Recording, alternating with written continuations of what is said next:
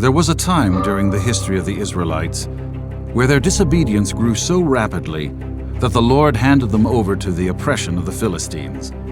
For 40 years they suffered and longed for someone to set them free. During this terrible time, there was a man named Manoah from the tribe of Dan. His wife was unable to become pregnant. They desperately longed for a child of their own, but it never happened. One day, an angel of the Lord appeared to Manoah's wife and told her that she would have a son. She was excited, but found it hard to believe.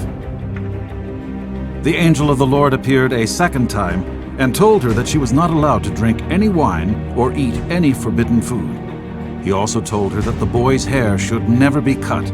This was to be a sign to others that he was consecrated to God.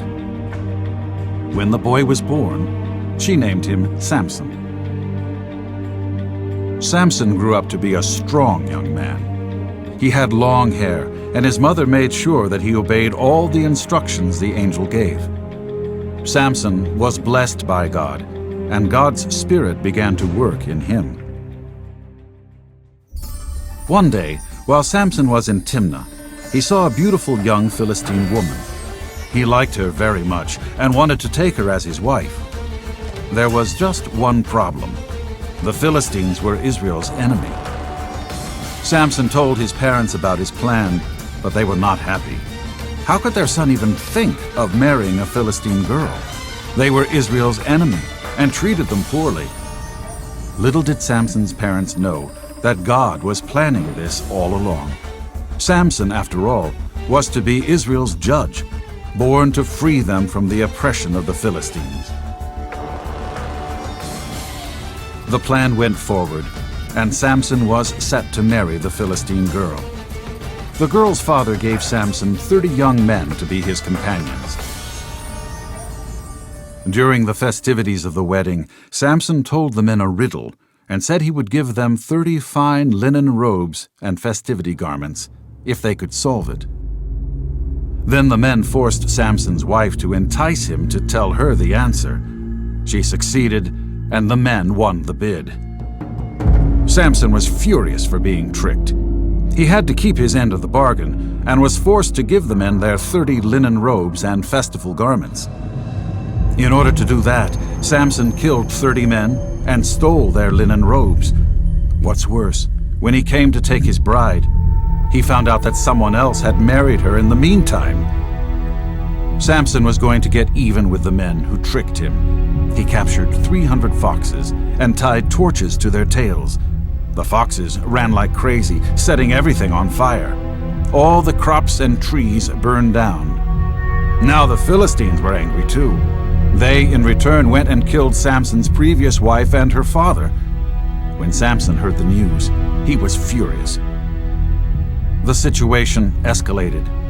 At that time, both the Philistines and Israelites saw Samson as a problem. The Israelites tied Samson with rope and brought him to the Philistines. With ease, Samson snapped the rope, picked up a jawbone of a donkey, and killed 1,000 Philistine men. Years later, Samson went to the city of Gaza.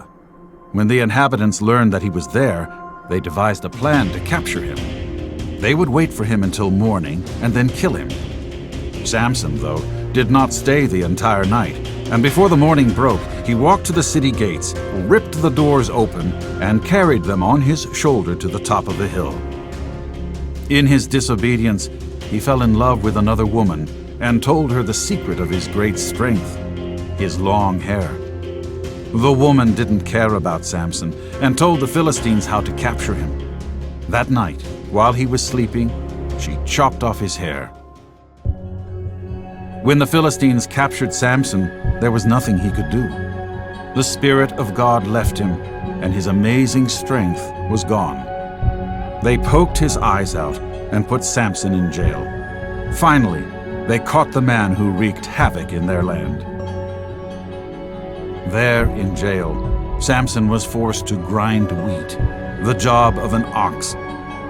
What the Philistines did not realize was that Samson's hair was starting to grow back. One day, the Philistines took Samson out of prison. Samson came to stand between the pillars supporting the roof of the building where the festivities were held. Blind and weak, Samson asked one of the servants to place his hands on the pillars. He prayed one last time for God's strength, and with amazing force took down the pillars that held up the building. It caved in, and Samson, along with 3,000 men and women, perished.